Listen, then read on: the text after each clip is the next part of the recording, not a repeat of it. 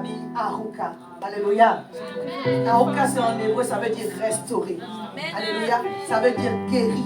Amen. Dieu veut guérir des familles. Amen. En guérissant des individus. Alléluia.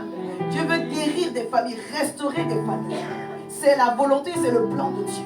Donc si tu es dans ce lieu, alors reçois la grâce de la guérison divine que l'Éternel est en train de répandre sur ta vie. Nous bénissons Dieu parce que nous sommes dans une atmosphère qui est très prophétique. Hier, quand le pasteur a fini de prêcher, maman Solange, pendant même la prédication, je vous dis, déjà, on sentait un combat en fait dans l'atmosphère.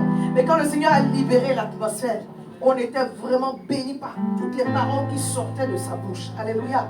Et on a eu un message prophétique aussi d'un de ses fils. Et je crois, par la grâce de Dieu, que le Seigneur a délivré, mais véritablement. Pas qu'une personne. Alléluia. Oui, je le crois, je le crois. Je crois que le Seigneur a fait du bien à chacun d'entre nous au travers de tous les messages qui ont été prêchés. L'apôtre Alain nous a encore emmenés dans le prophétique. Et je crois que cette saison est nouvelle. Non seulement pour la servante de Dieu que je suis, mais pour chacun d'entre vous. Si Dieu a permis que vous puissiez vous déplacer, ce n'est pas en vain. Alors, vraiment, notez. Ne soyez pas des auditeurs oubliés. Notez ce que Dieu est en train de faire, ce que Dieu est en train de vous dire. Et méditez ensuite à la maison. Hier, je disais, il faut écouter encore le message, je vous en prie. Parce que la première écoute ne suffit pas. Ne suffit pas. Tous les messages qui ont été prêchés à propos. Dieu ne parle pas en vain. Dieu ne parle pas pour rien. Un homme peut bavarder pour bavarder, mais quand Dieu parle, il cible un objectif. Et il veut atteindre son but. Alléluia. Quand Dieu parle, quand Dieu donne une parole à un de ses serviteurs, c'est afin que ça atteigne son objectif. Alors ce matin, que ton cœur soit disposé et que l'objectif de Dieu soit atteint au nom puissant de Jésus. J'aimerais juste qu'on lise deux versets et puis le pasteur va venir nous bénir. On va prendre le bulletin. Genèse 13, à partir du verset 1 jusqu'au verset 8. Je lis la parole de Dieu. Abraham, à ce moment-là, il n'était pas encore Abraham. Abraham remonta d'Égypte vers le Midi. Sa femme et tout ce qui lui appartenait.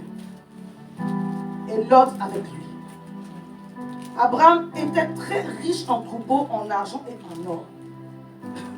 Il dirigeait ses marches vers du Midi jusqu'à Bethel, jusqu'au lieu où était sa tente au commencement entre Bethel et Haï. Au lieu où était l'autel qu'il avait fait précédemment. Et là, Abraham invoqua le nom de l'Éternel. L'autre qui voyageait avec Abraham avait aussi ses brebis, ses bœufs, des bœufs et des tentes. Des brebis, des bœufs et des tentes. Le verset 6 dit, et la contrée était insuffisante pour qu'ils demeurassent ensemble, car leur bien était si considérable qu'ils ne pouvaient demeurer ensemble. Hier, on a parlé de demeurer ensemble. Alléluia. Hier, on a parlé de demeurer ensemble. Ils sont sortis ensemble en Chaldée. Mais à la base, à qui Dieu a parlé? À Abraham. Mais quand Abraham sort avec sa nation. Abraham sort avec sa famille, qui devient une nation. Alléluia. Donc, dans son cortège, il y a Lot et également sa famille. Mais sur le chemin, ils ne sont pas encore arrivés à Canaan. Ils sont en chemin. Sur le chemin, la Bible dit, et la contrée était insuffisante pour qu'ils demeurassent ensemble. Alors qu'ils sont appelés à demeurer ensemble. Qu'est-ce qui fait que deux personnes qui se sont accordées dès le départ, parce qu'il n'est pas allé sur sa vision, il est allé sur la vision de Papa Abraham, finit par ne plus pouvoir demeurer ensemble. Parce qu'à un moment donné, une vision est devenue deux visions. Si on est toujours dans une vision, on peut demeurer ensemble. Il n'y a pas de problème avec une vision de demeurer ensemble. Parce que Dieu appelle la tête. C'est pourquoi le psaume 133 dit, oh qu'il est bon, qu'il est doux pour des frères de demeurer ensemble. Parce que l'unité, et le pasteur nous l'a dit hier, libère la présence de Dieu. Parce que c'est là que Dieu envoie la vie et la bénédiction. Quand on est un de cœur, Mais un de cœur, ça veut dire quoi? Un de cœur, ça veut dire qu'il y a une tête et puis ça coule. Le thème général de notre année, comme ma fille l'a rappelé, c'est l'onction amplifiée. Dieu veut nous donner une onction qui va nous faire grâce de marcher dans le surnaturel. Alléluia. Mais pour que cette onction soit amplifiée, il faut qu'on soit un. Je le dis toujours à mes collaborateurs. L'atmosphère du prophétique qui a mission restauration, nous devons la préserver par une bonne entente. Papa Jean est d'accord avec moi. Il le disait une fois ici. Il dit que votre pasteur parle, il faut l'écouter. Si c'était une résistance vient, c'est parce que vous n'écoutez pas le pasteur. Il y a une tête. Je ne viens pas prêcher pour moi. Je suis en train de dire des choses qui concernent les familles. Mais ça touche aussi l'église. Est-ce que quelqu'un m'entend? Alléluia. Quand l'onction coule de la tête et qu'elle se répand et qu'on est ensemble, ça plaît à Dieu. Ça plaît à Dieu. À un moment donné, c'est plus fort que même si tu parlais en langue. Quelqu'un m'a entendu? Cet esprit d'unité est plus fort que même si tu jeûnais. My goodness. Il y a des sujets de prière qui n'ont pas lieu d'être. Parce qu'il faut d'abord qu'on s'entende. Si on ne s'est pas entendu, on a jeûné en vain. Si on ne s'est pas entendu, on a prié en vain. Jusqu'au point où Dieu dit, ils sont sortis ensemble. Mais il était plus possible pour qu'ils demeurassent ensemble. Je prie au nom de Jésus que tout ce qui sera une porte pour vous empêcher, vous et les vôtres, de demeurer ensemble, que le Seigneur donne la révélation. Que cela soit manifesté et enlevé du milieu de vous au nom de Jésus. Enlevé du milieu de nous au nom de Jésus. Qu'on soit une église, qu'on soit une famille, qu'on soit une entreprise. Il est important de comprendre que l'onction, ça coule de la tête sur la barbe et sur les vêtements. En sorte que ce soit un endroit qui plaît à Dieu. La Bible dit, car c'est là, il y a des endroits où Dieu envoie sa gloire. Il y a des endroits où Dieu envoie sa gloire. Quand l'unité est manifestée, Dieu emmène sa gloire. Amen. Alléluia. Amen. Il dit car c'est là qu'on reçoit la bénédiction. Pas un bien, pas une voiture, mais l'esprit de la bénédiction. Et il ajoute la vie pour l'éternité. Parce que la vie, c'est l'essence même de Dieu. Alléluia. Il est le chemin, la vérité et la vie. Au point où Papa Abraham, dans la sagesse de Dieu, dit à son neveu, qu'est-ce qui se passe? On n'a pas besoin de se mettre, je vous fais court. La Bible dit que le bien était beaucoup. Verset 7. Et il eut querelle entre les bergers des troupeaux d'Abraham et les bergers du troupeau de l'autre. Parce qu'il y a la réussite. Il y a deux leaderships qui se sont unis. Si c'était un seul leadership, il n'y avait pas de... il y a deux camps, vous me comprenez ce que je veux dire? Là, il y a deux camps. Quand ils sortaient, là, il y avait deux camps. Quelqu'un avec moi? On est sortis ensemble. Pourquoi sur la route, il y a deux camps? Ça, c'est le piège de l'ennemi. Et l'homme n'a pas su discerner. C'est pourquoi le Seigneur nous parle à ce moment-là. Je crois vraiment à la parole qui était sortie hier. Si Dieu parle, c'est pour nous recadrer. Si Dieu parle, c'est pour nous repositionner. Si Dieu parle, c'est pour nous aider. Parce que ce qui vient devant est plus grand que ce qu'on pense avoir reçu. Ce n'est rien encore. Ce n'est rien encore. Je dis ce n'est rien encore. Ce qui arrive devant est plus grand, plus considérable, plus puissant que ce qu'on pense avoir reçu.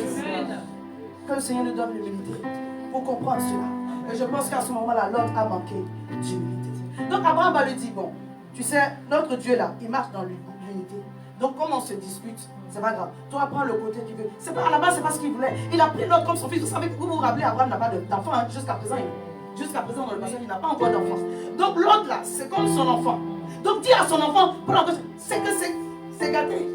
Quelqu'un me comprend? C'est comme ça on dit chez nous, on va pas dire quoi. C'est que c'est gâté. Sinon, il ne peut pas lui dire, prends ton chemin pour moi. Et l'autre aussi, il regarde du côté de la verdure. La Bible dit, quand il bouge, je vous fais court. Genèse 13, Genèse 14. Dieu maintenant se révèle. My goodness. Parce que l'atmosphère avait bloqué le niveau de révélation. Le manque d'unité avait bloqué. Abraham, il parle avec Dieu. Quelqu'un m'entend? Amen. Avant même qu'il soit converti, Dieu ou à Dieu, Dieu s'est révélé à lui. Et son cœur d'idolâtre l'a amené à faire les choses avec profondeur. Donc, il était devenu un bâtisseur d'hôtel. Il bâtit ici, il bâtit là-bas. Il dit non, si j'ai fait un peu comme ça pour les faux dieux là, pour Dieu, je vais me multiplier encore. Et Dieu aimait ce cœur-là. C'est pourquoi quand le Seigneur lui a dit, donne-moi ton unique, il savait qu'il pouvait lui faire confiance. Il lui a fait une promesse et puis il a appuyé dessus, il lui fait un serment. Il dit par mon nom, il n'y a pas un autre nom qui est au-dessus de mon nom. Toi, tu seras béni à jamais. Ce que j'ai dit, je vais l'accomplir. Parce que tu ne m'as pas refusé ton unique. Mais parce que Abraham a eu aussi l'inspiration ou la grâce et le discernement de faire des choix qu'il y avait à faire. Alléluia. Et dès que l'ordre s'est déplacé, l'onction de la révélation et de la compréhension des choses de la vie a été à nouveau manifestée. Dieu dit, regarde là où tu es. Si tu es capable de voir, verset 14, l'Éternel dit à Abraham, après que l'ordre fut séparé de lui, lève les yeux.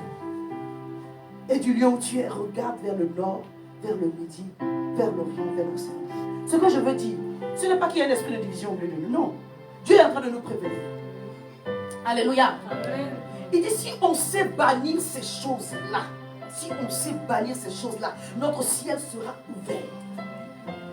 Non, amen bien. Amen. Alléluia. Amen. L'extension dont tu as besoin sera manifestée. Parce qu'en réalité, c'est l'esprit de division ou le manque de cohésion qui empêche qu'on puisse s'étendre. Le diable cherche une faille. Je vous assure, on a eu quelques soucis ici, mais il y a c'est passé. Il y a des gens qui voulaient nous faire du désordre. Dès qu'ils sont passés, mes gens sont là pour témoigner. Amen. Oui, merci pour ton amen très fort. C'est la vérité, je vous assure au nom de Jésus. Si vous ne vous entendez pas avec quelqu'un, vous n'allez jamais y arriver. Je vous parle avec mon cœur. Que ce soit dans le mariage, que ce soit dans le ministère. Vous allez vous neutraliser, vous allez vous nuire. Je suis venu vous parler avec mon cœur. Vous n'allez jamais avancer. Si votre cœur n'est pas là, c'est pas la peine. Ce n'est pas de on s'étudie pour voir où on va arriver. Non, vous allez vous étudier combien d'années? Très choquant. Vous étudiez combien d'années? Je suis pas venu te trouver en train de t'étudier avec quelqu'un. Non. Je suis en train de vous n'allez pas perdre votre temps. Malheureusement, quand on est dans le mariage et que c'est déjà scellé légalement et vous êtes avec quelqu'un qui n'est pas en train de marcher dans la même direction, c'est dur, mais vous devez tenir là. Parce que la Bible dit que Dieu est le Dieu de l'unité indivisible. Hier, j'en parlais, ceux qui n'étaient pas là. Ça va être un fardeau. Le Seigneur va vous donner la force et la grâce, mais ça va être difficile. Il ne faut pas qu'on se mente, ça va être dur. Toi, tu regardes à gauche, l'autre regarde à droite, vous voulez aller ensemble. On va commencer. On va comment ensemble? Dieu est Père, Fils, Esprit indivisible. Il dit, l'homme quittera son père, s'attachera à sa mère. Les deux vont devenir un. Quand il voit l'esprit d'unité, il voit une personne. Et c'est ça qui le pousse à agir. Dès qu'il y a deux, le diable peut s'infecter. Mais s'il n'y a qu'une seule personne, Dieu dit, regarde au nord, regarde au sud, à l'est et à l'ouest, je viens à ta rencontre. Que la grâce de l'Éternel soit sur vous. Amen. Si tu avais pris la décision d'étudier quelqu'un, c'est fini aujourd'hui. Oui. D'essayer pour voir. Ne perds pas ton temps. Je dis à quelqu'un encore, vous savez, l'évangile est pratique, l'évangile est aussi dur. Alléluia. La parole de Dieu que nous mettons en pratique là, Dieu que nous servons, ce n'est pas de l'amusement, ce n'est pas de il y a des réalités qui sont spirituelles. Si tu n'es pas là, avec la personne en train de vouloir avancer, tu te détruis toi-même et tu détruis cette personne aussi. Je parle à quelqu'un. Alléluia. Avant tu te détruis, tu te nuis. Donc Abraham a compris, il dit, mon fils, on est ensemble. Mais ça ne va pas le faire. Ça ne va pas le faire. Il y a des séparations qui sont dures, hein. Mais elles sont utiles. Parce qu'en réalité, ça ne va pas le faire. Tout simplement. Quand Abraham a compris ça, que l'autre n'est pas désobéi, le Seigneur a fait la grâce. Une chose merveilleuse va se produire. Bon, merveilleuse, entre guillemets. Le roi de Kedorlaomer a attaqué Sodome et Gomorrhe. Il est parti, il a fait sa vie, il s'est étendu, tout. Voilà. Tout ce qu'il voulait faire, c'est qu'il a amené ça à Sodome là-bas. On a enlevé Lot et sa famille. Quand Abraham a entendu, qu'est-ce qui s'est passé? On dit, quand ils sont venus, quelqu'un qui s'est échappé est venu dire à Abraham, l'hébreu, que on dit son frère. C'est-à-dire que là maintenant on parle de la fraternité, c'est la famille. La Bible dit qu'Abraham a pris ses hommes en armes et ils sont allés à la guerre. Elle dit, même si on s'est séparés, on n'est pas devenus des ennemis. Tu n'es pas, c'est mon sang. C'est ça la famille. Il dit, je vais aller me battre. Et Dieu a donné la victoire.